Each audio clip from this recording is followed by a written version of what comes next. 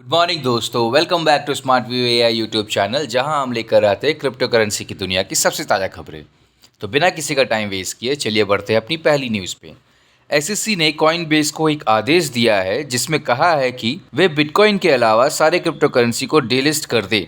और एसईसी ने आदेश कॉइनबेस के सीईओ को ब्रायन आर्मस्ट्रॉन्ग को दिया है। इस कदम से इन्वेस्टर और क्रिप्टो कम्युनिटी में टेंशन बन रही है क्योंकि इस प्लेटफॉर्म पर बहुत सारे डिजिटल एसेट की ट्रेडिंग सर्विसेज पर बुरा असर पड़ सकता है। इस फैसले के पीछे एसईसी की लॉजिकल वजह और इसका क्रिप्टो करेंसी मार्केट पर क्या प्रभाव होगा उसके बारे में अभी और जानकारी इस आर्टिकल में नहीं दी गई है। तो चलिए बढ़ते हैं अपने अगले न्यूज की तरफ। एक रिपोर्ट के मुताबिक बिटकॉइन के ट्रेडिंग वॉल्यूम में एक नोटिसेबल कमी आई है जो अर्ली 2021 से पहले से कम है। ट्रेडिंग वॉल्यूम का मतलब होता है कि एक स्पेसिफिक टाइम फ्रेम में कितने बिटकॉइन ट्रांजैक्शन हुए हैं। रिपोर्ट के अनुसार यह वॉल्यूम वही लेवल पर आ गया है जो अर्ली 2021 में था जब क्रिप्टो करेंसी की प्राइस करीब $25,000 थी। इस कम होने वाले वॉल्यूम से पता चलता है कि इन्वेस्टर की भागीदारी कम हो गई है और यह एक एक्टिव मार्केट का संकेत नहीं है। इस कमी के पीछे और डिटेल्स या वजह रिपोर्ट में प्रोवाइड नहीं की गई है। तो चलिए बढ़ते हैं अपनी अगली न्यूज की तरफ। इस आर्टिकल में ब्लॉकचेन टेक्नोलॉजी की बात की गई है जिसके जरिए स्टार्टअप्स और एंटरप्रेन्योर्स के लिए फंड रेजिंग का तरीका बदल गया है। ब्लॉकचेन ने ट्रेडिशनल फंड रेजिंग प्रोसेसेस को ट्रांसपेरेंसी, सिक्योरिटी और एफिशिएंसी के साथ बदल दिया है। इनिशियल कॉइन ऑफरिंग और सिक्योरिटी टोकन ऑफरिंग के जरिए ब्लॉकचेन स्टार्टअप्स को ग्लोबल इन्वेस्टर से कैपिटल रेज करने की अनुमति देता है बिना किसी मीडियम का इस्तेमाल किए। मिडिल मैन के हटने से कॉस्ट कम होते हैं और ट्रांजैक्शन तेजी से होते हैं। साथ ही ब्लॉकचेन के स्मार्ट कॉन्ट्रैक्ट फंडरेजिंग प्रोसीड्योर को ऑटोमेट करता है और सिर्फ टैप फंड्स रिलीज होते हैं जब कुछ शर्तें पूरी हो जाती है, जिससे इन्वेस्टर कॉन्फिडेंस बढ़ता है। इस आर्टिकल में बताया गया है कि ब्लॉकचेन की डिसेंट्रलाइजेशन और इम्यूटेबिलिटी ने दुनिया भर के नए प्रोजेक्ट्स के लिए इंक्लूसिव और एसेसिबल फंडरेजिंग लैंडस्केप बनाया है। तो चलिए बढ़ते हैं अपनी अगली न्यूज की तरफ। इथेरियम के मार्केट में एक नया प्रकार का प्रेस्टिजियस इवेंट हुआ है जिससे हम लिक्विड स्टेकिंग टोकन्स का स्टार्टिंग कह सकते हैं।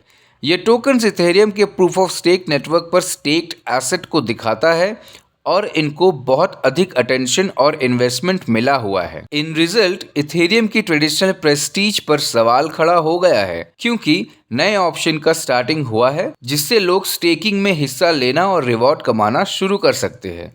इस बदलाव से इथेरियम का करंट डोमिनेंस इम्पैक्ट हो सकता है जो कि पहले स्मार्ट कॉन्ट्रैक्ट प्लेटफॉर्म के लिए मेन था, लेकिन इस स्ट्रेंथ के जरिए लॉन्ग टर्म तक लोग इम्पैक्ट को समझने के लिए और एक्सटेंडेड एनालिसिस करने के लिए बहुत जरूरी है।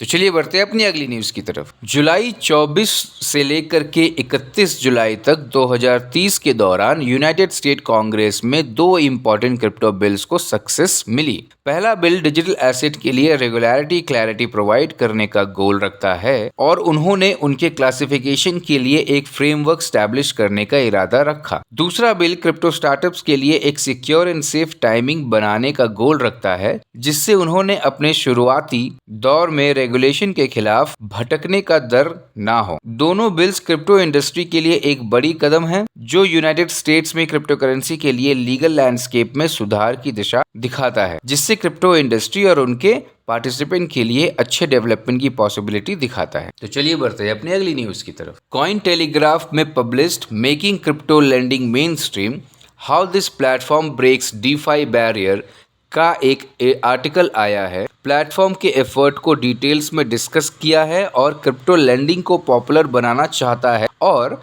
डिसेंट्रलाइज फाइनेंस सेक्टर में आने वाली प्रॉब्लम को सॉल्व करने की कोशिश भी करता है। इस प्लेटफॉर्म का पर्पस है कि क्रिप्टो करेंसी में लोन देना और ट्रांजैक्शन को सभी के लिए आसान और यूजर फ्रेंडली बनाया जाए। उचित फीस और कॉम्प्लेक्सिटी जैसे मेन प्रॉब्लम्स को सामने लेकर ये प्लेटफॉर्म उम्मीद करता है कि लोग इसे अधिक मानेंगे। इस एफर्ट से प्लेटफॉर्म डीफाई के मैदान में क्रांति लाने और क्रिप्टो मार्केट में लोन देने वाले और लोन लेने वाले दोनों के लिए मौका बढ़ाने का पर्पस रखता है ताकि उन्हें नई अपॉर्चुनिटी मिले और एक नए पैसे कमाने का रास्ता खुले। तो इतना ही आज के न्यूज़ में दोस्तों। अगर आपको ये वीडियो पसंद आई तो लाइक शेयर सब्सक्राइब जरूर करें। हमारे टेलीग्राम चैनल का लिंक डिस्क्रिप्शन में दिया है, उस पर क्लिक करके हमारे टेलीग्राम चैनल से जुड़े। मिलते हैं अगली वीडियो में, तब तक के लिए happy trading and happy investing.